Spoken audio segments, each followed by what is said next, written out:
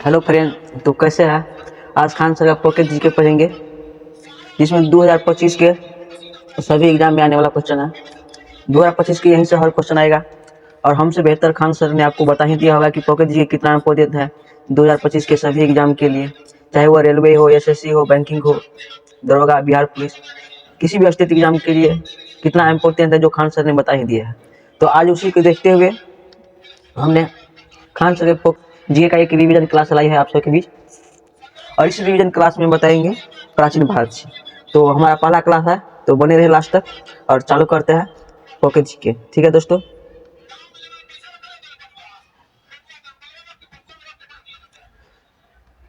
तो पहला क्वेश्चन चलो देखते हैं, और आज हम रिवीजन करेंगे पॉकेट जीके का बुक का।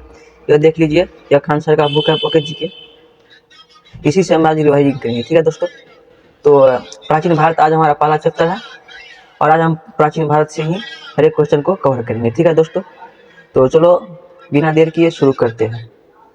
तो पहला है कि प्राचीन भारत इतिहास का स्रोत। आप देख सकते हैं दोस्तों, प्राचीन भारत इतिहास का स्रोत, तो इसे कितने भागों में बांटा गया है? तो 3 भागों में बांटा गया है। पहला है पुरातात्विक स्रोत, दूसरा है साहित्य स्रोत, और तीसरा है विदेशी यात्रियों वितरण स्रोत।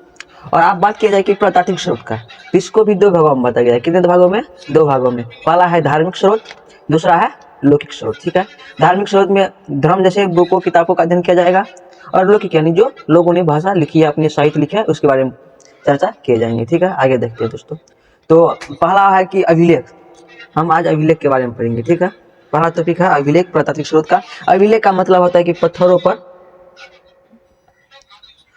पर खोद खोद कर लिखना क्या कहलाता है? अभिलेख। ठीक है दोस्तों, तो चलो पढ़ते हैं खान सर का बुक को।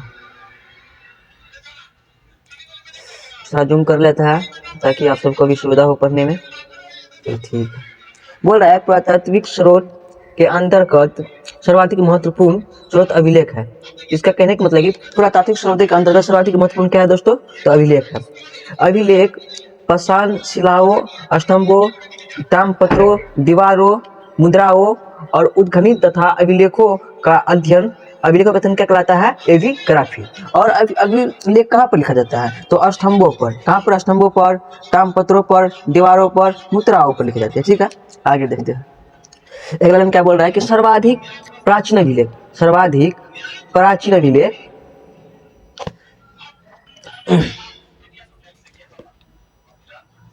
सर्वाधिक प्राचीन अभिलेख मध्य एशिया, कहाँ? मध्य एशिया के 14 ईसा पूर्व, कितना? 14 ईसा पूर्व बोगज कोई अभिलेख नामक स्थान मिला है। तो सर्वप्रथम प्राचीन में जो अभिलेख मिले हैं मध्य एशिया में, कहाँ मिला है? बोगज कोई अभिलेख नामक स्थान से मिले हैं। इसमें इंद्र, मित्र, वरुण और नासक्ति देवताओं के नाम मिलते हैं। जो प्राचीन का जो पहला अभिलेख है, इसमें किस किस का नाम मिलता है? तो इंद्र का, मित्र का, वरुण का और नासक देवताओं के नाम मिलते हैं। आगे क्या बोलता है कि जबकि भारत में सबसे प्राचीन अभिलेख अशोक है, और अगर बोलेगा पूरा विश्व का सबसे प्राचीन अभिलेख तो क्या होगा? बुगज गोई। क्या होगा? बुगज गोई। और यहीं से अगर बोलेगा कि भारत का सबसे प्राचीन अभिलेख क्या होगा? भारत का सबसे प्राचीन अभिलेख तो क्या होगा? अशोक के अभिलेख। किसका होगा? अशोक के अभिलेख, जो 300 ईसा पूर्व के लगभग है। यानी कितना पुराना है? 300 ईसा पूर्व के पुराना है। और जो पूरा प्राचीन जो पूरा विश्व का अभिलेख है वो कितना पुराना है? तो 1400 ईसा पूर्व पुराना है। आगे देखते हैं।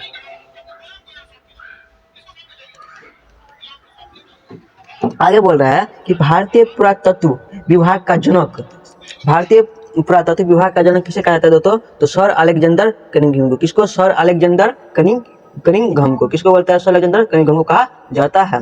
और भारतवर्ष का सर्वप्रथम उल्लेख हाथी गुम्बा अभिलेख, भारत का तो सर्वप्रथम उल्लेख है हाथी गुम्बा अभिलेख में मिलता है। ठीक है, इस बार बोलते हैं यवन राय हाथी गुम्बा अभिलेख है। इसमें इसमें क्या होता है कि कलिंग युद्ध की चर्चा है। ठीक है दोस्तों, याद रखना, कलिंग युद्ध की चर्चा है। यवन राजदूत हेलियोडोरस के बेसनगर से गुरूर स्तंभ लेख प्राप्त होता है, जिसमें मध्य भारत भागवत धर्म विकसित होने का प्रमाण मिलता है। ठीक है दोस्तों, आगे देखते हैं। अगले लाइन क्या बोल रहा है कि दुर्भिक्ष शब्द का सर्वप्रथम उल्लेख, दुर्भिक्ष जो ये शब्द है इसका सर्वप्रथम उल्लेख सो गौरा अभिलेख से मिलता है। कहाँ किससे मिलता है दोस्तों? सो गौरा अभिलेख से मिलता है। अगला क्वेश्चन देखते हैं। एरन जो कहाँ है? मध्य प्रदेश में। एरन एक जगह का नाम है, जो कहाँ है? मध्य प्रदेश। मध्य प्रदेश से प्राप्त बड़ा भागवन और हुनराज तोरमान का लेख अंकित है तथा सती प्रथा का, किसका? सती प्रथा का पहला लिखित साक्ष्य मिला है। आपसे क्वेश्चन आएगा दोस्तों एग्जाम में कि सती प्रथा का पहला अभिलेख साक्ष्य कहाँ मिला है? तो एरन में मिला है। कहाँ मिला है? एरन में, जो कहाँ है? मध्य प्रदेश में। ठीक है दोस्तों, आगे देखते हैं। आगे क्या बोल रहा है कि रेशम बुनकर की श्रेणी की जानकारी मंदसौर अभिलेखों से प्राप्त होता है। तो आपसे क्वेश्चन आएगा एग्जाम में कि रेशम बुनकर की श्रेणी की जानकारी किस अभिलेख से प्राप्त होता है? तो किस अभिलेख से होता है? मंदसौर अभिलेख से प्राप्त होता है। रेशम बुनकर की जानकारी मंदसौर अभिलेख से प्राप्त होता है। ठीक है दोस्तों, आगे देखते हैं। अगला क्वेश्चन क्या बोल रहा है? Doctor D.R. भंडारक, क्या? Doctor D.R. भंडारक ने अभिलेखों का अध्ययन के आधार पर मौर्य शासक अशोक का इतिहास लिख दिया है। तो आपसे क्वेश्चन पूछेगा कि मौर्य शासक अशोक का इतिहास किसने लिखा है? अभिलेखों के आधार पर, यानी पत्थरों पर। किसने लिखा है? तो डॉक्टर D.R. भंडारकर। किसने लिखा है? Doctor D.R. भंडारकर। ये याद रखने वाला क्वेश्चन है। चलो आगे देखते हैं। आगे क्वेश्चन क्या बोल रहा है कि प्राचीन भारत के राजाओं की प्रशंसा से रचित शिलालेख परिशिष्ट है। आपसे क्वेश्चन पूछा कि प्राचीन भारत के राजाओं का प्रशंसा से रचित शिलालेख क्या है? तो परिशिष्ट है। क्या है दोस्तों? परिशिष्ट अभिलेख है। ठीक है, याद रखना। प्राचीन भारत के राजाओं का प्रशंसा से रचित शिलालेख क्या है? परिशिष्ट है। और आप देखते हैं कुछ चार्ट दिए गए हैं खान सर।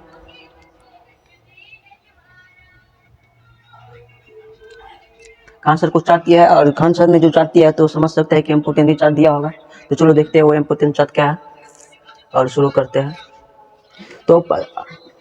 तो तभी हम आपसे बोले थे कि हाथी गुम्बा अभिलेख, हाथी गुम्बा अभिलेख देखो कलिंग राजा से संबंधित है। तो आपसे पूछेगा कि हाथी गुम्बा अभिलेख का संबंध किससे है? तो कलिंग राजा के खारवेल से। ठीक है दोस्तों, आप इसके बाद बोलेगा कि चुनागढ़ यानी गिरनाथ अभिलेख। चुनागढ़ में जो गिरनाथ अभिलेख है इसमें क्या होता है दोस्तों? तो रुद्रदामन और सुदर्शन झील के बारे में जानकारी प्राप्त होता है। आपसे क्वेश्चन आएगा कि सुदर्शन झील के बारे में किस अभिलेख में बताया गया है? तो जूनागढ़ झील में। या ऐसा क्वेश्चन आएगा जूनागढ़ में जो जूनागढ़ अभिलेख है उसमें किसका बारे में लिखा गया है? तो सुदर्शन झील के बारे में लिखा गया है और रुद्रदामन के बारे में। ठीक है दोस्तों, अगला क्वेश्चन है कि नासिक अभिलेख।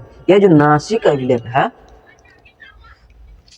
नासिक अभिलेख में क्या होता है दोस्तों? कोटमी पुत्र सातकर्णी तथा सात वाहनों की उपलब्धियां है। ठीक है दोस्तों, यह इतना इम्पोर्टेंट नहीं आएगा। सो प्रयाग अष्टम अभिलेख, यह जो प्रयाग अष्टम अभिलेख है बहुत इंपोर्टेंट अभिलेख है। इसमें किसकी चर्चा है? तो समुद्रगुप्त की चर्चा है। किसकी? समुद्रगुप्त की चर्चा है। आगे देखते हैं। आगे है ऐहोल अभिलेख। ऐहोल अभिलेख में किसका चर्चा है? तो दोस्तों पुलकेशिन द्वितीय जो एक राजा थे। ठीक है दोस्तों, आगे देखते हैं। मंदसौर अभिलेख में किसका है? रेशम बुनकर, जो अभी बताए थे। और मालवा नरेश यशो बर्मन का, इन दोनों का क्या है इसमें उल्लेख है। पहला है मालवा नरेश यशो और दूसरा है रेशम बुनकर की जानकारी मिलता है। ठीक है दोस्तों, आगे देखते हैं। आगे क्वेश्चन क्या है कि ग्वालियर अभिलेख। क्या? ग्वालियर अभिलेख गुर्जर प्रतिहार वंश के इतिहास के बारे में जानकारी देता है। किसके? गुर्जर प्रतिहार वंश की जानकारी देते हैं। आप सबको समझ में आ रही है कि नहीं आ रहा है? मजा आ रही है? कमेंट में जरूर बताइए, कमेंट में बताते रहिए कैसा पढ़ने में लगा है। अगर आपको किसी भी क्वेश्चन पे डाउट है तो कमेंट में लिखिए, ताकि आपके डाउट को क्लियर करने के लिए हम एक नए वीडियो लेकर आए इसी टॉपिक पे। ठीक है, अगर आपको जहाँ भी हमारे टॉपिक में डाउट लगेगा, किस किताब में पढ़ने में, किसी क्वेश्चन में, तो हमसे डिस्कस कर सकते हैं कमेंट में। ठीक है, ताकि हम एक नया वीडियो आपके लिए प्रोवाइड कर सकें। आज में जरूर देखते हैं। आज में क्या बोल रहा है कि भित्री और चुनाकत अभिलेख। ये जो भित्री और चुनाकत अभिलेख है इसमें किसकी चर्चा है दोस्तों? तो अस्कंदगुप्त। किसका? अस्कंदगुप्त। आपसे एग्जाम में आएगा कि भित्री और चुनाकत का जो अभिलेख है इसमें किसकी चर्चा है? तो अस्कंदगुप्त की। और इसमें क्या हुआ है कि इस पर जो भित्री एवं चुनाकत जो अभिलेख है इसमें क्या लिखा है? हुनों पर विजय का पेपर। किसका बारे में लिखा गया है? तो हुनों की विजय के विवरण के बारे में लिखा गया है। ठीक है दोस्तों, आगे देखते हैं। आगे क्वेश्चन क्या बोल रहा है कि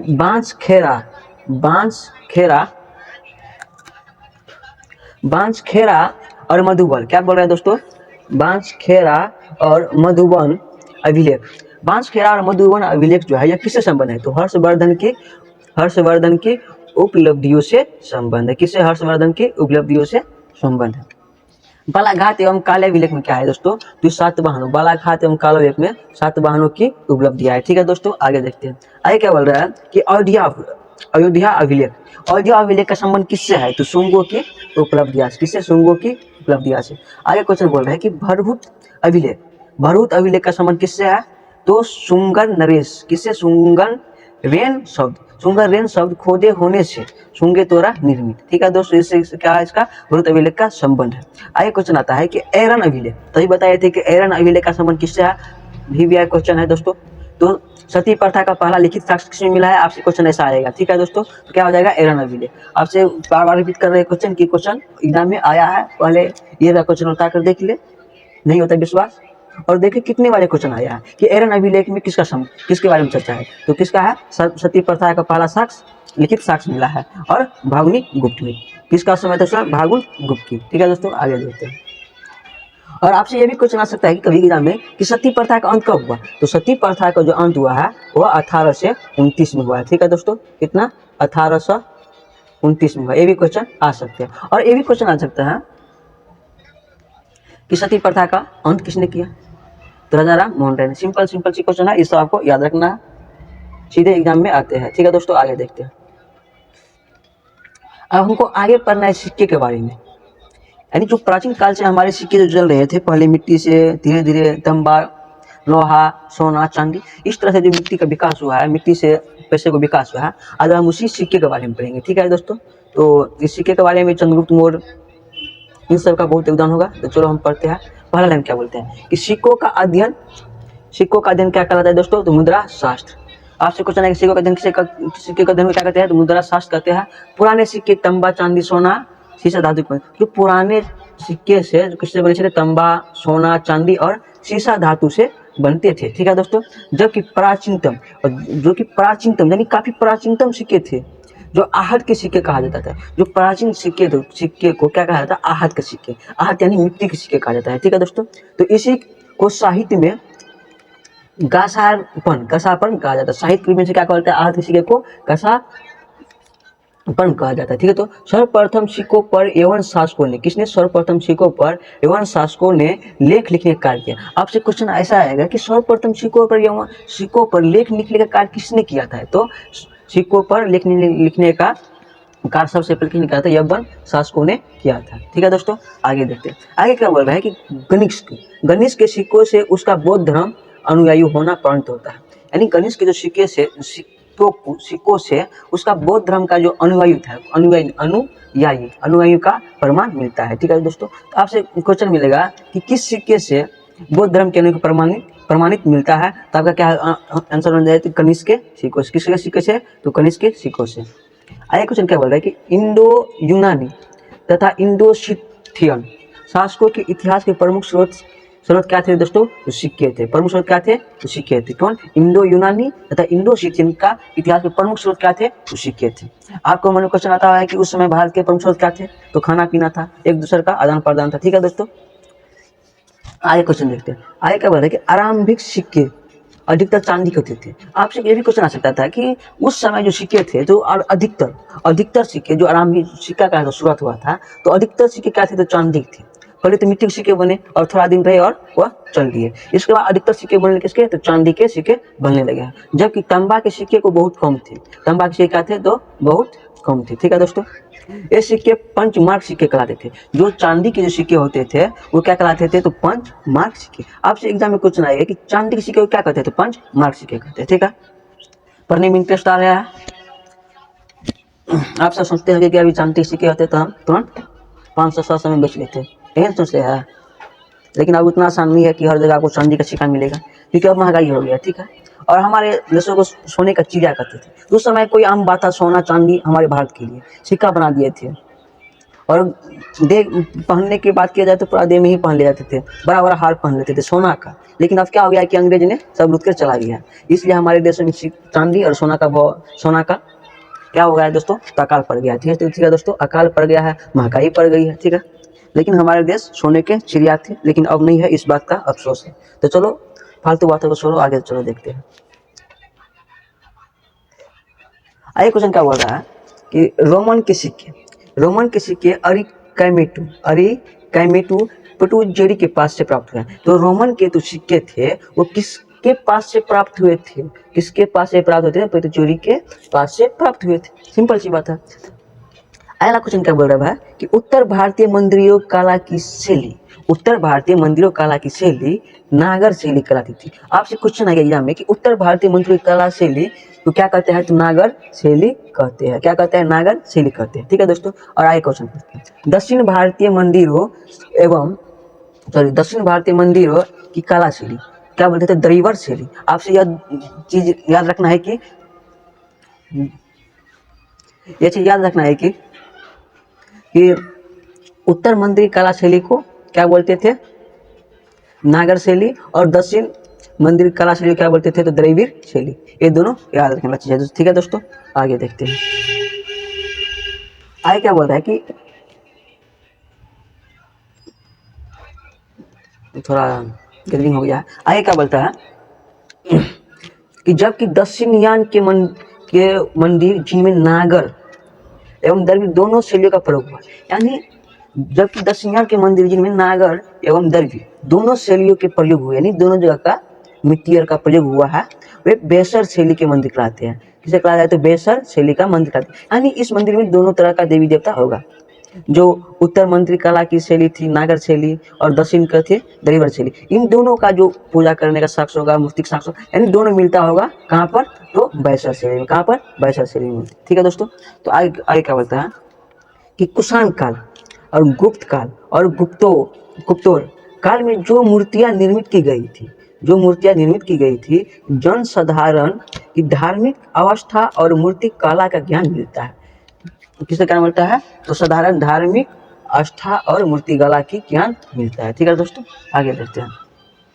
भरहुत बोध गया सांची अमरावती की मूर्ति कला में जौन समान जीवन की झांकी मिलती है। आपसे क्वेश्चन आएगा दोस्तों यहाँ से ध्यान से कि आपसे क्वेश्चन आएगा कि भूरभूत बोध गया झांसी अमरावती की मूर्ति कला में जन समान के जीवन में किसकी झांकी मिलता है? किसकी मिलती है? यथार्थ झांकी मिलती है। ठीक है दोस्तों।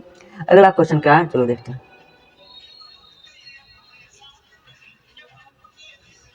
कि अजंता की गुफा, किसका? अजंता की गुफा में, या अजंता की गुफा में उत्कीर्ण माता और शिशु तथा मरणासन राजकुमारी जैसे चित्रों की शाश्वतता सर्वकालिका, जिसमें गुप्त कालीन कलात्मक और तत्कालीन जीवन की झलक मिलती है। ठीक है दोस्तों। तो अजंता की गुफा में किसकी झलक मिलती है? तो माता और शिशु, मरणासन राजकुमारी जैसे कि गुप्तकालीन कलात्मक और तत्कालीन जीवन की झलकें मिलती है। ठीक है दोस्तों, आगे देखते हैं। अब आ जाओ साहित्य स्रोत के बारे में। ठीक है दोस्तों। तो अब हम पढ़ेंगे साहित्य स्रोत के बारे में। थोड़ा जूम कर दे, चलो थोड़ा जूम कर लेते हैं। ठीक है, चलो ठीक है। साहित्य स्रोत के बारे में आप पढ़ते हैं। तो पहला लाइन क्या बोल रहा है कि इसके अंतर्गत वेद, उससे संबंधित ग्रंथ, पुराण, महाकाव्य, स्मृति भारत के सबसे प्राचीन ग्रंथ है। क्या है दोस्तों? सबसे प्राचीन ग्रंथ वेद है। आप सबको मन में क्वेश्चन आता होगा कि वेद का अर्थ क्या होता है? वेद का शाब्दिक अर्थ क्या होता है दोस्तों? तो ज्ञान होता है। श्रवण में परंपरा में सुरक्षित होने के कारण इसे श्रुति भी कहा जाता है। वेदों के संकलन करता महर्षि कृष्ण, और वेदों का तो संकलन करता थे कौन थे? महर्षि कृष्ण थे। ठीक है दोस्तों, ऐसा आपका क्वेश्चन एग्जाम में देखने को मिल सकता है। और देवपायन वेद व्यास, ये दोनों थे को माना जाता है। तो आपसे क्वेश्चन पूछेगा एग्जाम में कि वेदों का संकलन करता किसे माना जाता है? तो महर्षि कृष्ण को और देवायन वेद व्यास को माना जाता है। ठीक है दोस्तों, आगे चलो देखते हैं। आगे क्वेश्चन है कि वेदों की कुल 4 है, वेद कुल 4 है, ऋग्वेद, सामवेद, यजुर्वेद तथा अथर्ववेद। ठीक है दोस्तों। तो ऋग्वेद में गायत्री मंत्र सबका अध्ययन है, सामवेद में संगीत, यजुर्वेद में युद्ध सबका अध्ययन है, और अथर्ववेद में जड़ी बूटी और मंत्र तंत्र का संबंध है। ठीक है दोस्तों, ये चारों याद रखना कि ऋग्वेद में गायत्री मंत्र से संबंध है, यानी ठीक है। और सामवेद में क्या है दोस्तों? तो संगीत से संबंध है, सिंपल सी बात है। और यजुर्वेद में किससे संबंध है? तो युद्ध से संबंध है। तो अथर्ववेद में तंत्र मंत्र से संबंध है। ठीक है दोस्तों, यह सब तरीका याद रखने का। और अब उसको हम डिटेल में चलो पढ़ते हैं। और पहला पढ़ते हैं हम ऋग्वेद। ठीक है दोस्तों, तो हमारा जो पहला हुआ क्या है दोस्तों, ऋग्वेद। तो ऋग्वेद ब्राह्मण ब्राह्मण साहित्य का सबसे प्राचीन ग्रंथ है। तो आपसे क्वेश्चन है कि ब्राह्मण साहित्य में सबसे प्राचीन ग्रंथ क्या है दोस्तों। क्वेश्चन आएगा आपका, पहला क्वेश्चन होगा ऋग्वेद है। क्या होगा, ऋग्वेद। चलो ठीक है दोस्तों, और आगे पढ़ते हैं। ऋग्वेद में ऋग का अर्थ क्या होता है। आपसे ऐसा भी क्वेश्चन आ सकता है कि ऋग्वेद जो है उसमें ऋग का अर्थ क्या होता है। तो ऋग का अर्थ होता है संदो तथा चरणों से मुक्ति यंत्र। किससे, संदो तथा चरणों से मुक्ति यंत्र होता है। ठीक है दोस्तों, और रचनाओं के क्रमबद्ध ज्ञान के संग्रह को, रचनाओं के क्रमबद्ध ज्ञान के संग्रह को ऋग्वेद कहा जाता है। यानी इस रचनाएं जो क्रमबद्ध ज्ञान के संग्रह, यानी कि वेद में जितना ज्ञानों का तो संग्रह तो क्या कहता है, ऋग्वेद कहा जाता है। ठीक है दोस्तों, अगर आप इसमें ऋग्वेद में बात करें मंडल की, तो ऋग्वेद में कितने मंडल थे, तो 10 मंडल थे। आप इसके बात करें कि सूक्त की, तो ऋग्वेद में 1028 सूक्त थे। आप इसके बात करें कि ऋचाएँ की, तो 10,462 ऋचाएँ थे। ठीक है दोस्तों, और इसके बाद आता है कि वेद के ऋचाओं को पढ़ने वाले ऋषि को, अब ऐसा बात है कि जो वेद को जो ऋचाओं को जो पढ़ लेते थे उसे क्या कहते थे। ऐसा क्वेश्चन आ सकता है आपको एग्जाम में। तो वेदों की ऋचाओं को पढ़ने वाले को क्या बोलते हैं, तो हुद्री बोलते हैं। क्या बोलते हैं दोस्तों, तो हुद्री बोलते हैं। ठीक है, इस बात है कि विश्वामित्र द्वारा रचित ऋग्वेद, विश्वामित्र द्वारा रचित ऋग्वेद के तीसरे मंडल में, किसमें, आपसे ऐसा क्वेश्चन आ सकता है कि विश्वामित्र द्वारा रचित ऋग्वेद के तीसरे मंडल, यानी तीसरे मंडल किसने लिखा है। ऐसा भी क्वेश्चन आ सकता है, या ऐसा भी क्वेश्चन आ सकता है कि सूर्यदेव सावित्री की संस्कृत प्रसिद्ध गायत्री मंत्र है। तो ऐसा भी क्वेश्चन आ सकता है कि ऋग्वेद में किस देवी देवता को माना गया है, तो सूर्यदेव को, सावित्री को, सूर्यदेव और सावित्री को क्या क्या है, समर्पित प्रसिद्ध गायत्री मंत्र है। क्या है, समर्पित प्रसिद्ध गायत्री मंत्र है। यानी किस किस का उल्लेख है, तो समर्पित गायत्री मंत्र का, तीसरे मंडल, सूर्य देवता, सावित्री, इन सब क्या है दोस्तों, तो समर्पित है। ठीक है दोस्तों, समर्पित प्रसिद्ध गायत्री मंत्र। इसके 90 मंडल में जो सोम देवता को लिखा है। आपसे ऐसा भी क्वेश्चन आ सकता है कि 90 मंडल में किस देवता का उल्लेख है, तो सोम देवता का। आपको ऐसा भी क्वेश्चन आ सकता है कि तीसरे मंडल में किस किस का उल्लेख है, तो सूर्य देवता, सावित्री और गायत्री मंत्र। ठीक है, और आएगा कि 90 मंडल में किसका भी लिखा है, तो स्वयं देवता का। अगर ऐसा क्वेश्चन आएगा कि ऋग्वेद में विश्वामित्र द्वारा कौन सा मंडल लिखा गया है, तो तीसरा मंडल। ठीक है दोस्तों, ऐसा आपको क्वेश्चन आ सकता है। बाद में जोड़े गए 10वें मंडल में पहली बार शूद्रों का उल्लेख किया गया। यानी बाद में जो जोड़े गए 10वें मंडल, उसमें पहली बार किसका उल्लेख किया गया है, शूद्रों का। तो आपसे ऐसा भी क्वेश्चन आ सकता है कि शूद्रों का उल्लेख किस मंडल में किया गया है, तो किस मंडल में, 10वें मंडल में किया गया है दोस्तों। ठीक है, जिसे पुरुष सूक्त कहते हैं। किसका बोलते हैं, तो उसे पुरुष सूक्त कहा जाता है।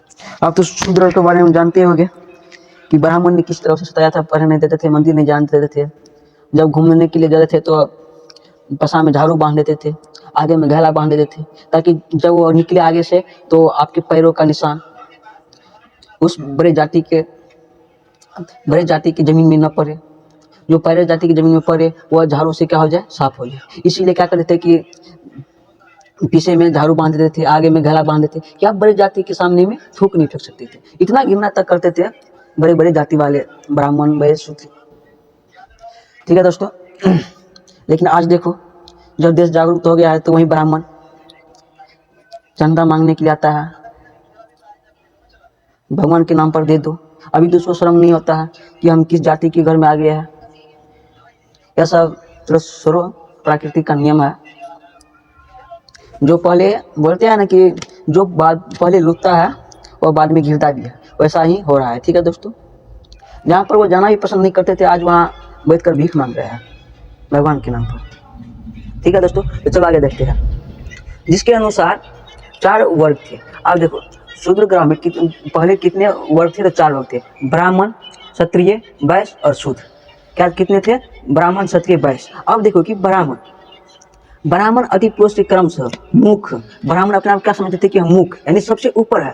ठीक है दोस्तों, इसके बाद आते थे क्षत्रिय, यानी जो राजात होते थे, वो क्या होते थे कि भूजा, लड़ने वाला, और वैश्य जो क्या होते थे, बनिया, क्या होते थे, दंगाओ। और इसके बाद तो शूद्र आते हैं, यानी जितने भी जाति आप देख रहे हैं वो सब किस में आते हैं, शूद्र में आते हैं। ठीक है दोस्तों, शूद्र में आते हैं, जिसको क्या माने थे, चरणों से उत्पन्न हुए। किसको, चरण। सोच सकते हैं दोस्तों कि कितना घृणा करता हुआ कि आपके पैर के चरण, पैर की जो निचले तलवा होता है ना, उसके समान समझते थे। आप सोच सकते हैं कि कितना घृणा करते थे। आज देखो कि आज क्या हो गया है कि खुद जिस घर अंगना में जाने से डरते थे, जाना नहीं चाहते थे, आज उस अंगना में जाकर बैठ के भोजन खा रहे हैं। और क्या बताइए, छोड़ो, चलो आगे देखते हैं।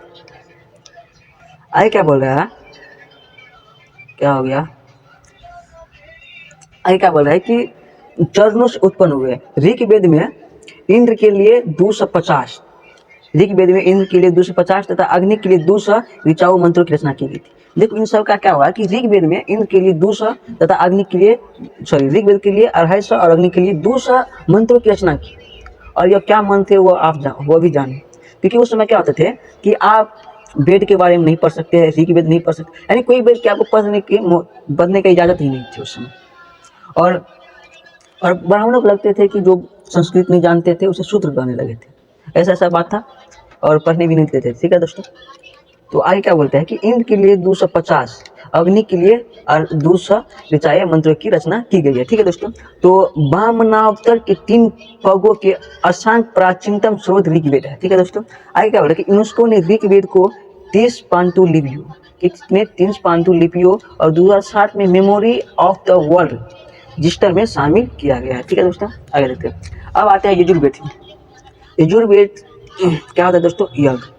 यजुर्वेद यज्ञ, यानी यजुर्वेद में यज्ञों के नियमों एवं विधानों का संकलन किया है। यजुर्वेद में किसका संकलन किया गया है, तो यज्ञ और विधानों का संकलन किया है, जो विधि विधान है पूजने का, पुजाने का, ठीक है दोस्तों, लोगों को उल्लू बनाने का, इन सारी चीजों का वर्णन किया है यजुर्वेद में। ठीक है दोस्तों, वेदों के मंत्रों के संग्रह यजुर्वेद में बताया गया है, यानी वेदों के जो मंत्रों का संग्रह है किसमें बताया गया, तो यजुर्वेद में, यानी मंत्रों का संग्रह, पढ़ने का मंत्र यजुर्वेद में बताया गया। यह वैदिक अनुष्ठान से संबंधित है। यजुर्वेद के मंत्रों का उच्चारण करने वाला पुरोहित अर्धवर्यु कराते थे, यानी क्या बोलते हैं इसको कि यजुर्वेद के मंत्र उच्चारण, जो यजुर्वेद को जो मंत्र को उच्चारण करते थे, यानी पूजा पाठ करते थे, श्राद्ध करते थे, बहुत सारे ऐसा कांड है जो करते थे, उनमें जो मंत्र पढ़ते थे उसको क्या बोलते थे दोस्तों, उस पुरोहित को यानी पंडित को अर्धवर्यु क्या बोलते थे, अर्धवर्यु बोलते थे। चलो आगे देखते हैं। अर्धवर्यु कराते थे। एक ऐसा वेद है जो गद्य और पद्य दोनों शैली में है।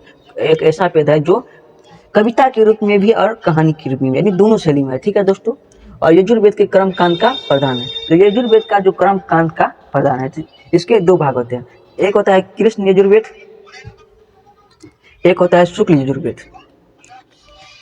कृष्ण यजुर्वेद में क्या होगा दोस्तों, तो कृष्ण सबसे संबंधित होगा, कृष्ण और अर्जुन से। ठीक है दोस्तों, और शुक्ल यजुर्वेद में क्या होगा कि मंत्रों से संबंधित है। यह 2 तरह का वेद है। ठीक है दोस्तों, आगे अब आता है सामवेद। सामवेद का क्या होता है, साम का शाब्दिक अर्थ होता है ज्ञान, जैसा कि वेद का भी अर्थ क्या होता है, ज्ञान, और यह दूसरा अर्थ होता है संगीत। 2 अर्थ होता है, सामवेद का अर्थ होता है शाब्दिक अर्थ ज्ञान या संगीत। इसके मुख्य यज्ञों के अवसर पर गाए जाने वाले मंत्रों की संकलन है। इसके मंत्रों को गाने वाला उद्गाता कराते थे। जो सामवेद का जो मंत्र को गाते थे क्या बोलते थे, उद्गाता, और यजुर्वेद को गाने वाला को अर्धवर्यु कहते थे। ये दोनों क्वेश्चन याद रखना। ठीक है दोस्तों, इसे भारतीय संगीत का जनक, आपसे क्वेश्चन आएगी भारतीय संगीत का जनक किस वेद को कहा जाता है, तो सामवेद को कहा जाता है। ठीक है दोस्तों, आगे देखते हैं। सामवेद में कुल कितना ऋचाएं थे, तो 875 ऋचाएं थे, जिनमें 75 से अतिरिक्त शेष ऋग्वेद से लिखी है, यानी जो 1875 ऋचाएं है जिनमें 75 से अतिरिक्त शेष ऋग्वेद, यानी 75 से बाद जितना भी है ना, जितना भी है 75 का 1800, वह कहाँ से लिया गया है दोस्तों, तो ऋग्वेद से लिया गया है। कहाँ से लिया गया है, तो ऋग्वेद से लिया गया है, यानी सामवेद का मूल कितना मंत्र है, तो 75 है। ठीक है दोस्तों, और शेष यानी बाकी 18 से कहाँ से लिया गया है, ऋग्वेद से लिया गया है। अब आते हैं अथर्ववेद। अथर्वा नामक यानी ऋषि ने इसका प्रथम दृष्टा है। अथर्वा नामक ऋषि ने इसका प्रथम दृष्टा है। क्या है दोस्तों, अथर्वा नामक ऋषि इसका प्रथम दृष्टा है। इन्हीं के नाम पर इसे अथर्ववेद रखा गया। आपसे क्वेश्चन आएगी किसके नाम पर अथर्ववेद रखा गया है, किसके नाम पर, अथर्वा नामक ऋषि के पद पर। ठीक है, रखा गया है। तथा इसका दूसरा दृष्टि रचयिता अंगिरिष ऋषि थे, और इसका जो दूसरा दृष्टि रचयिता क्या थे, तो अंगिरिष ऋषि थे। थोड़ा ज्यादा घुसा गया है, क्यों थे, तो दूसरा रचयिता अंगिरिष ऋषि थे। ठीक है, और अर्थवार्चिम वेद भी कहा जाता है, इसे फैजद वेद भी कहा जाता है। इस वेद में सर्वप्रथम सती प्रथा का क्या है दोस्तों, तो उल्लेख किया गया था। आपसे ये भी क्वेश्चन आएगी सर्वप्रथम सती प्रथा का उल्लेख कहाँ किया गया है, तो अथर्ववेद में किया गया है। ये भी क्वेश्चन आएगा कि सती व्रता का उल्लेख कहाँ किया है दोस्तों, तो अथर्ववेद में किया गया है। कहाँ किया गया है, अथर्ववेद में सती व्रता का उल्लेख किया गया है। ठीक है दोस्तों, ऐसा आपको देखने को मिल सकता है एग्जाम में क्वेश्चन। इसके बाद क्या बोलता है, इसकी रचना सबसे अंत में हुई है। आपसे ये भी क्वेश्चन आ जाएगा किस वेद की रचना सबसे अंत में है, तो अथर्ववेद का। इसमें कुल 20 कांड, किसने कांड है दोस्तों, तो 20। आपसे अथर्ववेद में किसने कांड होते हैं, तो 20 और 731 सूक्त एवं 5987 मंत्र है। इसमें लगभग 1200 मंत्र ऋग्वेद से उद्धृत है, यानी इसमें जो 1200 मंत्र है 5987 में से जो ऋग्वेद से मिला जुला कर लिया गया। ठीक है दोस्तों, आगे देखते हैं।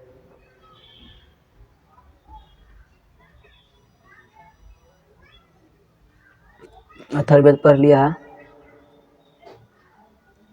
अथर्ववेद में था गया। और ये जो थे क्या थे, भौतिक अथर्ववेद थे, ये क्या थे, भौतिकवादी वेद थे। ठीक है दोस्तों, इसमें सामान्यतः मनुष्य के विचारों अंधविश्वासों का विवरण मिलता है। तो आपसे क्वेश्चन आ सकता है कि अथर्ववेद में विचारों अंधविश्वासों का क्या है, विवरण मिलता है। आपसे क्वेश्चन ऐसा आएगा एग्जाम में कि अंधविश्वासों और अंधविश्वासों का उल्लेख किस वेद में मिलता है, तो अथर्ववेद में मिलता है। इसमें जातु टोना का उल्लेख किया जाता है। किसका, आपसे बोला किस वेद में जातु टोना का उल्लेख किया जाता है, तो अथर्ववेद में उल्लेख किया जाता है। इसमें चिकित्सा पद्धतियों औषधियों यानी जातु टोना और चिकित्सा पद्धतियों का उल्लेख किसमें किया जाता था, तो अथर्ववेद में। और इसका उपवेद क्या था, शिल्प, यानी शिल्प इसका उपवेद थे। यानी उसी अथर्ववेद में मंत्र सबका रचना किया है। आपको सांप काटेगा, धोरिया सबका मतलब सांप तो फूक दो, 4-5 मंत्र पढ़ो तो ठीक हो जाएगा। ठीक है दोस्तों, और उसी समय दवाई का यानी दवाई और औषधियों का भी उल्लेख किया गया इसी वेद में। यानी दोनों, इस वेद में क्या हो रहा है कि दोनों तरह का काम हुआ है। यानी मंत्र से भी ठीक किया जाता था, जादू टोना, लड़का को लड़की बनाया जा रहा है, अब देखो लड़की नागिन बनने वाला है। इन सब का जादू टोना का आविष्कार किसमें हुआ है दोस्तों, तो अथर्ववेद में। और उसी तरह दूसरी तरफ क्या है दोस्तों, तो दूसरी तरफ है कि औषधियों का निर्माण किसमें हुआ है, तो अथर्ववेद में हुआ है। दोनों तरह का निर्माण किसमें हुआ, तो अथर्ववेद में किया गया है। ठीक है दोस्तों, तो आगे चलो देखते हैं। इस वेद में आर्य एवं अन्य सभ्यता संस्कृति का प्रभाव दिखाई दिया। तो इस ऐसा क्वेश्चन आएगा कि इस वेद में किसका प्रभाव ज्यादा दिखाया गया है, तो किसका, आर्य समाज, किसका, आर्य, जो आप ब्राह्मण होते हैं उसको क्या बोलते हैं, आर्य बोलते हैं। ये एवं सांस्कृतिक प्रभाव, यानी जो संस्कृत बोलते थे आर्य को, आर्य क्या बोलते थे, संस्कृत, और संस्कृत का उस समय प्रभाव ज्यादा थे। जिसको संस्कृत नहीं आते थे उसे क्या बोलते थे, शूद्र बोलते थे। सिर्फ बोलचाल के लिए शूद्र बोले थे, लेकिन उसको इतना इतना इतना बोलचाल में बोलते बोलते इतना गिरा दिया कि अपने चरण के समान समझने लगे। ठीक है दोस्तों, तो आगे चलो देखते हैं। अथर्ववेद में परीक्षित गुरुओं का राजा कहा जाता है। इसमें सभा एवं समिति को प्रजापति, 2 पुत्रियां कहा गया। यानी अथर्ववेद है, इसमें सभा एवं समिति को प्रजापति की, यानी सभा एवं समिति को प्रजापति की 2 पुत्रियां कहा गया। ठीक है, और पृथ्वी सूक्त अथर्ववेद का प्रतिनिधित्व सूक्त है। आपसे क्वेश्चन आएगा कि अथर्ववेद का प्रतिनिधित्व सूक्त किसे कहता है, तो पृथ्वी सूक्त को। किसको कहते हैं, पृथ्वी सूक्त को कहते हैं। ठीक है, आगे देखते हैं। एक क्वेश्चन आता है कि चारों वेदों के एक उपवेद है। चारों वेदों के एक एक क्या है दोस्तों, उपवेद भी है। ऋग्वेद का उपवेद क्या है दोस्तों, आयुर्वेद। ठीक है दोस्तों, सामवेद का उपवेद है गंधर्व वेद, यजुर्वेद का उपवेद है धनुर्वेद, अथर्ववेद का उपवेद है अर्थशास्त्र। अथर्ववेद का उपवेद क्या है दोस्तों, तो अर्थशास्त्र है। ठीक है दोस्तों, आगे देखते हैं। अब ब्राह्मण साहित्य, यानी ब्राह्मण ने जो अपने साहित्य लिखे थे, अब उसके बारे में पढ़ना है। ठीक है दोस्तों, ब्राह्मण साहित्य।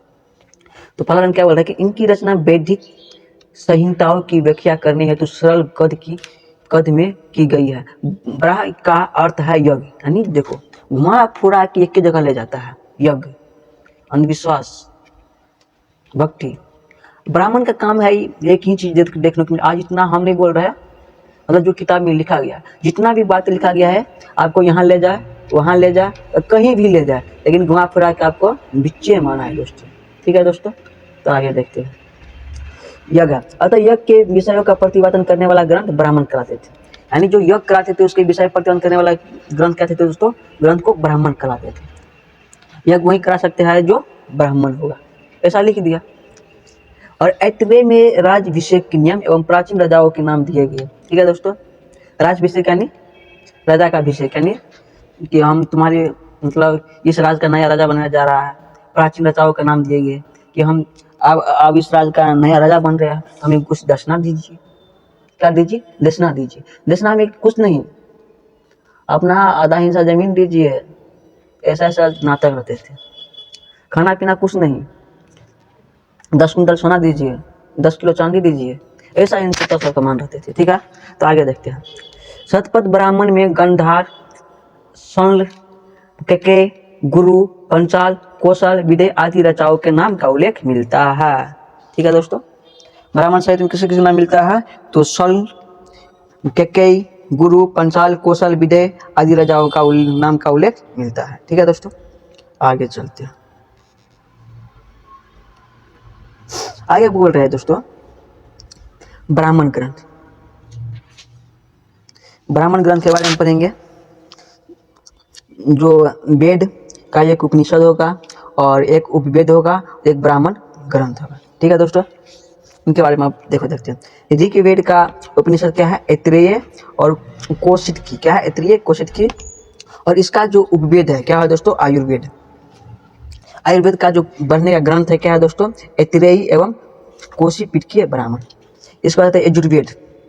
यजुर्वेद का उपनिषद क्या है? गौठ, श्वेताश्वर, ईश्वर, तैत्रेय, मैत्रानी और वृत्रिया नायक। धनुर्वेद, धनुर्वेद। आपके यजुर्वेद का उपवेद क्या है? धनुर्वेद।